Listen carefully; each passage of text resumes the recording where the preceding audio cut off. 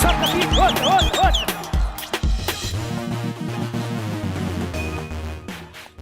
Eita, SoccerBeat lovers, is your boy Lebohang Cheezboy Mokoena, the real cheese cheddar, the real mozzarella. Mamela, guys, today I have a very, very special guest, former teammate of mine, former African Wanderers striker, former Orlando Pirates striker, the man that was known for all the beautiful goals he scored for Pirates and the hairstyle, you know. But now James is a grown-up man, he's a coach, you know, he's working closely with a lot of youth players. He's trying to sort out and help the next generation. And well, James, welcome to SoccerBeat. It's good to have you. As always, you know, I always get the guys over in studio to discuss the game. And obviously today, me and James will be discussing the elimination of Orlando Pirates. We're just doing a review on that. And also, just hang in there. We'll also be talking about the possibilities of the new coach. Who might it be that might come in and take over from Coach Riveiro since he's leaving at the end of the season. And also, we'll be touching base on the upcoming derby. James, welcome to SoccerBeat. How are you? No, thanks, Cheezy, for giving me this opportunity, and SoccerBeat for also giving me this opportunity to analyze the game of football. It's very clear, James. Who else can say it better than people who have walked the path, people that have done it before? So, yeah, we try to help those that don't or have an idea of the game, and also to try and improve this generation of players with what we see from the outside, because we are also talking as fans right now, but also sharing the experience as former players. James, in fact, like Pirates loses against Pyramids. They are out. They had the game in their hands. 35 minutes to go. They're leading 2-1. Pyramids must score 2 goals to go to the final. And the boys just look like they just gave everything. They gave everything away to Pyramids. Also, another concern that came from the fans was, why did Coach Riveiro remove Nkota, who was a thorn for the Pyramids defense? Because after he took out Nkota, I think now Pyramids started piling the pressure, because Pirates did not have anyone to play out with who has the speed. Because Rilo is not quick off the ball, but when he's got it on his feet, he's a little bit quick.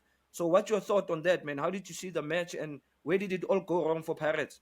Yeah, Cheese, like I said, thank you for the opportunity, and also to SoccerBeat. You know, the game of Pirates, each and every supporter, each and every person who loves the game, who supported Orlando Pirates. Remember, Orlando Pirates is one of the biggest teams in Africa, and we need to respect that. I personally was disappointed, not because of the subs that he did, Coach Riveiro, just because of that we didn't put a little bit of effort into our game against Pyramids. We tried to put effort, but I feel that mentally it clicked in when the second goal was scored, and the body language dropped, because the body language is the most important weapon in the game, and the communication and the motivation is the most important weapon in the game. Remember, we've lost 2 to 3 cup finals against Al Ahly. So this one was very, very important for us to put the second star. But nevertheless, this lose of Pyramids does not make Coach Riveiro a bad coach. This lose does not make the players bad players. It was a communication line that breaks in terms of how to press on the sides, not to put a cross in. Pyramids tried to play what crosses and second balls. It was easy for a coach to read that. The substitution of Nkota, I personally felt that Moau was the talk of the town in Egypt, and even before going to Egypt, Moau was the threat of Egypt. Sometimes in coaches we've got different philosophies and different beliefs in different players. I personally, if I was the coach of Pirates, I'm not saying now I'll be the coach of Pirates. I'm just saying that I'll be a little bit patient on a person that is a threat in Egypt, especially against pyramid. A person who's got pace, a person who's got skill, a person that has got a lot of confidence in him, and a person that the tournament is his tournament because of his scoring game in and game out. I think he's got about 4 goals now in this tournament. So if we could do the tournament, it would do it. So I felt only that's up, and also the leadership skills in terms of motivating the young ones not to give up, to keep pushing. Only 90 minutes must stop us. But nevertheless, the boys are very good boys, and they have a good team. Coach Riveiro has brought in confidence after Costa didn't Papic, that, before Costa came, there was no supporters. But the time he came, and it was the little Napoleon, it was Cheezboy, it was Storo, it was Tapel Diau, it was Tso Vilagasi, Steve Lekwelea, Tapel Diau, Chansa, Taranarence, Pumuzo Manenzi, it was a cream. Senzo Meiwa, it was a cream. So I'm happy that Coach Riveiro has brought that hope and belief into our supporters. Yes. Yeah, no, I think Coach Rivero has done an excellent job, James, and at the end of the day, one loss in the semis, people never expected Paris to get there, to get to that stage, but we know him as a cup king. I think a lot of us and fans were expecting, because he's done so well in the cup games, that this one is going to be an easy one for him. And we knew Paris will score away from home. I think, like you said, something that I touched on immediately after the game, doing Talking Pirates with Munipe and Mike.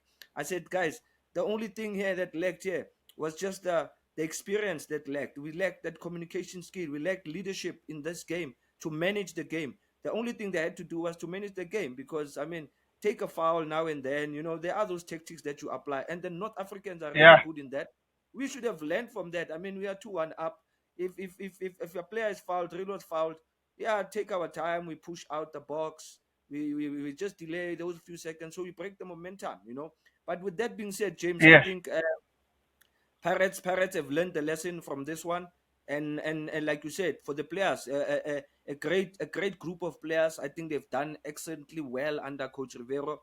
They brought back the fans into the stadium, remembering those days. It's about Ellis Park, Slaughterhouse, Johannesburg Stadium. They were always there, and for that, in Jane, I think going forward, Pirates have done really well thus far. They still have a chance also, James, got the league, and they still have the Netbank to play for. So all is not lost.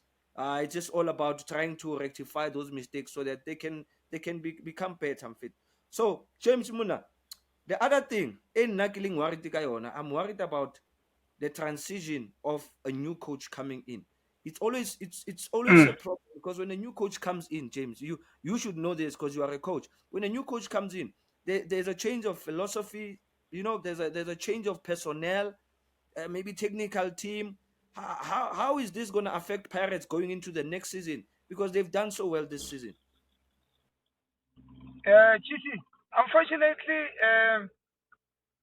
if the coach, we only read it on newspapers. If the coach really goes, it will affect the team, but not that much, because of we've got Coach Riveiro has brought a foundation where there's assistant coaches. Bo Mandla Mniga as a coach, that was my coach at Wanderers, and you have your assistants, you have your analysis, the ones that analyze the game while it's on. You have your guy Mkolisim Gomezulu who's doing the underground job in terms of analyzing opponents. And there's a cream of hard work that Nkosana and Mpumi and the chairman has brought together, or management has brought together. So I don't think that it will affect so much the performance, because of he brought the belief, like I said, and the foundation into the team. So even when you're going to leave, like Rivero is going to leave, and another coach comes in, I don't think he's going to struggle much.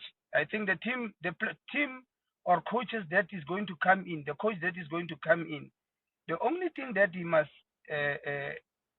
put into our players is the mental strength. of players, they believe and never give attitude. That's the only thing that like you said, you touch a very important point of delaying, game delay. Barcelona, they are good in that.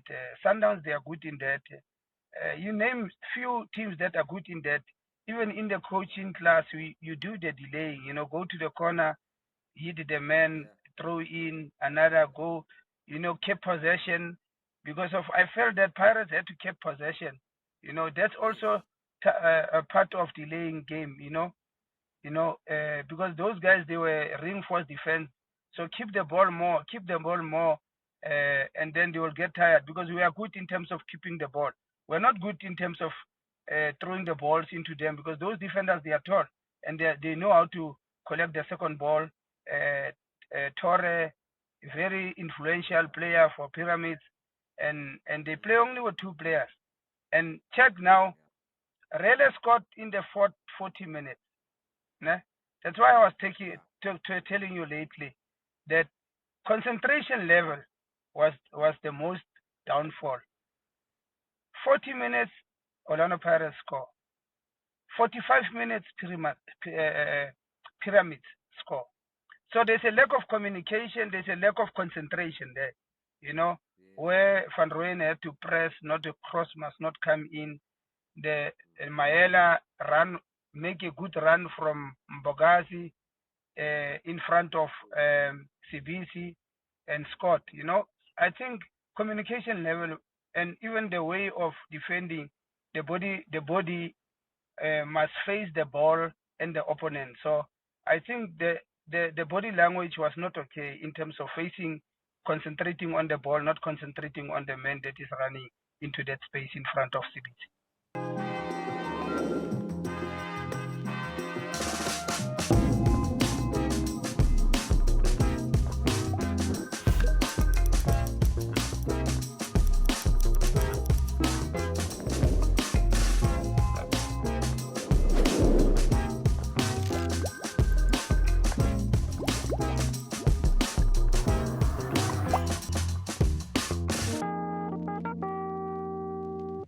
No. Well said, James. I think you touched a very important point there that maybe people that have not played the game or don't understand football, I think it's a lesson. It's called the critical phase. That's where you find one of the leaders indicating to the bench because sometimes we don't look at the time. We're just playing. So now that's the indication from the bench, guys. We just scored. There's 4 minutes to go to halftime. Let's keep it solid. Let's concentrate. Let's make sure we go into the half with this one goal cushion. So I think those kind of things is what James is really highlighting. So James, in fact, there's speculation. I mean, it's not fact in terms of who's going to be taking charge. I know Coach Manda has also been there. He's been there and he's very influential behind the scenes there in helping Coach Riveiro. But the media has always speculated Coach Pizzo. They speculated Coach Steve Barker from Stelis. Coach Rulani, now that his contract is being terminated at his club now, so he'll also be probably on that list, wanting to be part of this Pirates team. And there's also an option of Benny McCarthy, who's in Kenya right now, in the 18 area. So what's your thoughts on those 4 or 5 coaches, unless Pirates gets a coach that Coach Riveiro has maybe told the club that, look, there's this guy that maybe can continue if you guys still want to continue with this type of philosophy or the way the team is playing right now. So within those options, James, if you had the checkbook, who would you go for to become the next Pirates coach? Unfortunately, the person that I thought that stand a chance to take where Riveiro take, because I know the person, I know his job.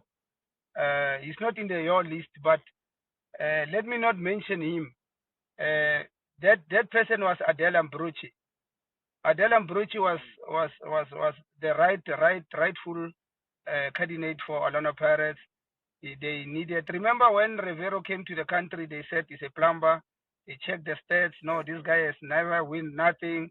But I even said to Coach Riveiro in the Pirates at the Pirates Cup, I said to you, Coach, I was the first legend or master to have belief in you. your calmness shows your discipline. You know, even you can see that you know what you're doing, and the identification of the management to come and collect you was not a fluke. They know what you can do, so that's why everyone is supporting the person that they said it's a plumber. But now, because of his leaving, besides Adele and Brucci, I think Benny McCarthy and Mnigasi will do a good job. Mnigasi, why Mnigasi? Because he knows the culture of the team. You know, they don't need a lot of changes there. Honestly speaking, they don't need a lot of changes. I also I don't know, is he living with his team, Riveiro, which is the conditioning coach, and blah blah. So I'm not 100% sure, but those are the ones that are playing a very very important part in terms of his performance. So I'm not 100% sure that is the conditioning coach leaving also. So let's wait and see. It's only rumors. I had an opportunity to speak to him, Riveiro. Uh, I said to him, you have touched so many hearts in the country, even in Africa. But if you find a better offer, but you must know the better offer was the love of Orlando Pirates supporters giving you. That was a better offer. So you must think about it. Talk to your family. You can even talk to the chairman to come down and ko estate mo adule mo, because South Africa is the best country in the world, my brother. Yeah, no, sure, James, man. And to the fans out there, yes, it's those are the options that we've been reading and hearing about.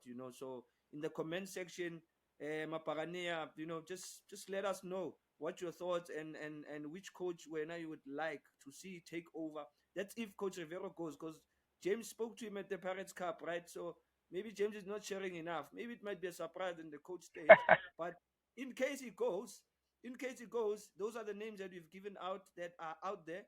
So in the comment section, let us know what your thoughts, and tell us if you're saying a certain coach, tell us why he would fit into the Pirates system, and then people will have an idea and a clue in terms of who might be the best man for the job.